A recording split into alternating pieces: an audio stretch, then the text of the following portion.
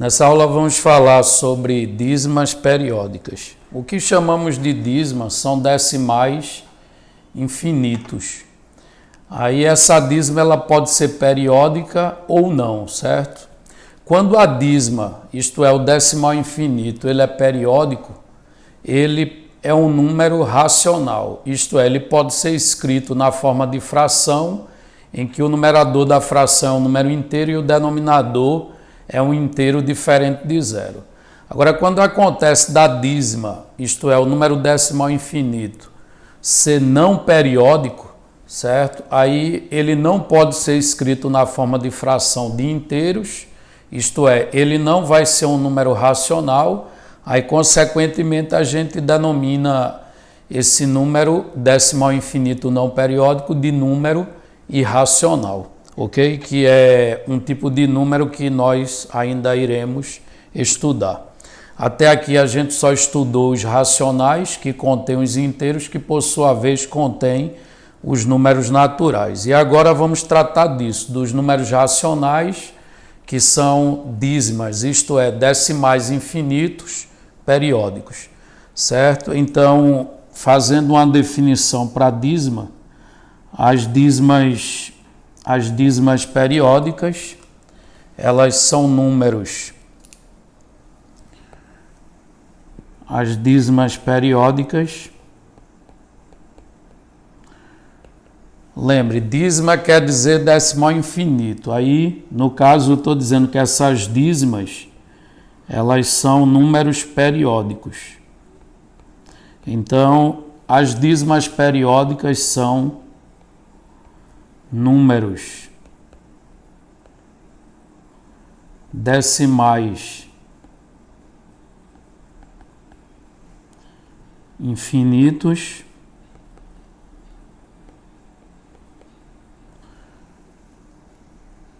em que a partir são números decimais infinitos em que a partir de uma determinada casa decimal,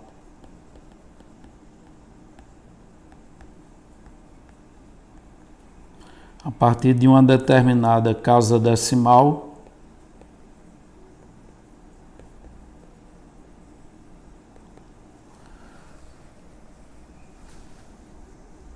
as decimais se repetem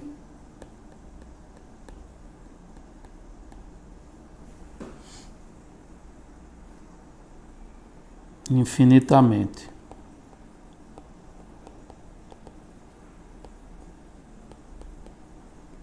Ok?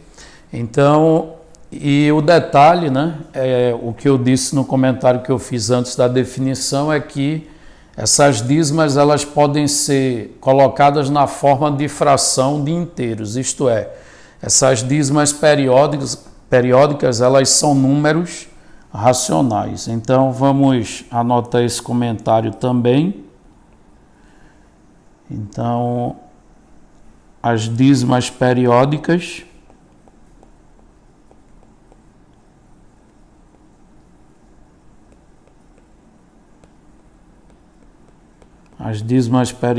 são números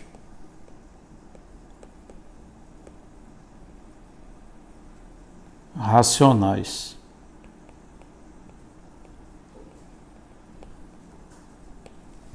Ok? Agora vamos ver alguns exemplos. Observe aqui o exemplo A, a gente tem um número decimal, ok? Só que ele é chamado de dízimo porque aquela reticência ali indica que as casas decimais ali continuam, certo? E a parte que se repete é exatamente a casa decimal 3, ela fica se repetindo o 3 para sempre. Aí a indicação dessa repetição é exatamente aquela reticência que a gente põe ali. E aquele número, né, ou aquela decimal que se repete infinitamente, a gente vai denominar de período, ok? Há outras formas isto é, há outras notações de você representar o período, isto é, a decimal que vai se repetir, certo? Por exemplo, o padrão, ou seja, a notação mais usada é aquela reticência, mas você poderia usar também uma barra sobre o 3. Então, se eu escrever 0, e uma barra em cima do 3, aquilo indica que o 3 vai se repetir infinitamente. Uma outra maneira é você escrever um ponto em cima do número que você quer que repita. No caso ali o período ainda é 3, aí no caso eu botei um ponto em cima do 3. Aquilo significa a mesma coisa. E existe um último jeito de representar, que seria você escrever o período, que é a parte que se repete, entre parênteses, ok? Então, a dízima é um decimal infinito, e aí periódica, porque tem um número que faz papel de período, ou seja, ele se repete em intervalos iguais. Isso de maneira infinita, ok? O exemplo B, o que é que muda do exemplo B para o exemplo A? É que no exemplo A você não tem parte inteira, só tem a parte decimal, né? A parte inteira lá é 0. Já aqui não. Aqui você tem uma parte inteira que é o número 1, tá certo? Mas por causa disso não vai deixar de ser dízimo. O que caracteriza ser uma dízima é que é um decimal infinito e periódica, porque o 45 aqui ele se repete infinitamente, isto é, essa dízima é uma dízima periódica de período 45. Aí a gente pode usar as notações que eu acabei de apresentar para representar essa mesma dízima. Por exemplo, eu poderia colocar uma barra em cima do 45, isso vai indicar que ele se repete infinitamente. Caso eu queira usar o ponto em cima do 45, aí eu teria que fazer um ponto no 4 e no 5, indicando que o período é o 45. Ou então, você pode colocar o 45 entre parênteses. Esse parênteses vai indicar que o período da dízima é 45, certo? Então, 1,45, e o 45 estando entre parênteses significa que ele vai se repetir infinitamente. Outra coisa que acontece nesses dois exemplos que eu acabei de mostrar é que o período, que é a parte que se repete, ele vem logo após a vírgula. Isso poderia não acontecer, ok? Vamos dar uma olhada aqui no exemplo C, por exemplo. O exemplo C, você tem 0,2, aí em seguida aqui o 6 se repete, ou seja, entre a vírgula e o período, você tem um outro número lá que ele não se repete, ok? Então, o período daquela dízima seria 6. A diferença para o exemplo A e o exemplo B é que no exemplo A, o período ele veio logo após a vírgula. E no exemplo C, o período, né, logo após a vírgula, você tem um número que não é periódico para poder vir o período, certo? Quando na dízima periódica acontecer isso o quê? O período vier logo após a vírgula, você vai dizer que a dízima é periódica simples, ok? Quando na dízima periódica o período ele vem logo após a vírgula, ela é chamada de dízima periódica simples. Agora, caso aconteça de ter um número não periódico entre a vírgula e o período, isto é, quando o período ele não vem logo após a vírgula, aí o que é que vai acontecer? A dízima vai ser chamada de dízima periódica composta, ok? Mas aí vamos voltar àquelas notações e reescrever essas dízimas, né, usando as notações anteriores. Por exemplo, aqui o período é 6, uma barra em cima do 6. O período sendo 6, eu posso também pôr um ponto em cima dele.